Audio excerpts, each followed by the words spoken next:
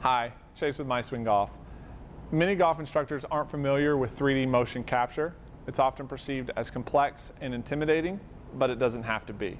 As a way to get you started in 3D, I'm going to give you a brief overview of 6 things that you can capture with the MySwing system and how to apply them. We call them the MySwing Six. The MySwing Six will help you get started using your MySwing system immediately and will also help introduce 3D into your everyday teaching.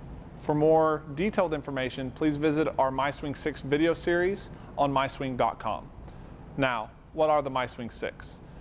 The first 4 of the MySwing 6 deal only with the avatar. We feel like it's much easier to visualize the avatar and the settings on the avatar for both you and your students. The first one we'll look at, rotations.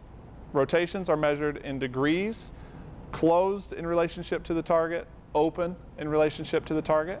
We measure thighs, we measure knees, thighs, pelvis, rib cage, shoulders, and head. The 2 we'll look at in this series are rib cage and pelvis. The next thing we'll look at is spine tilt. There's 2 types of spine tilt. Side tilt, which is the amount of tilt away from the target and toward the target, and forward tilt. This tilt is measured in relationship to the ground. This is toward the ground, away from the ground. Forward tilt or back tilt. The third one, lead wrist set angle. Lead wrist set is the relationship between the forearm and the club shaft, often referred to as the lag angle. The next one we'll look at lead arm adduction. Lead arm adduction is the angle between the upper arm and the rib cage. This would be 0 or all the way across your chest, 90. This would be 180.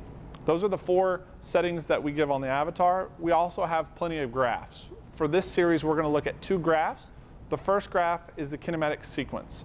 Kinematic sequence is a transfer of energy from the ground up. We're looking at the transfer of energy from your pelvis, rib cage, lead arm, and club. It's measured in degrees per second, and it's looking at rotational velocity. Our final graph in the MySwing 6 is the pelvis sway, thrust, and lift graph. Pelvis sway is the amount of linear movement, side-to-side movement away from the target and toward the target. Pelvis thrust is toward the ball, away from the ball. And then lift is vertical up and down in relationship to the ground. So that's the MySwing 6. 6 things that'll help you get started in 3D and also help you implement the MySwing system immediately.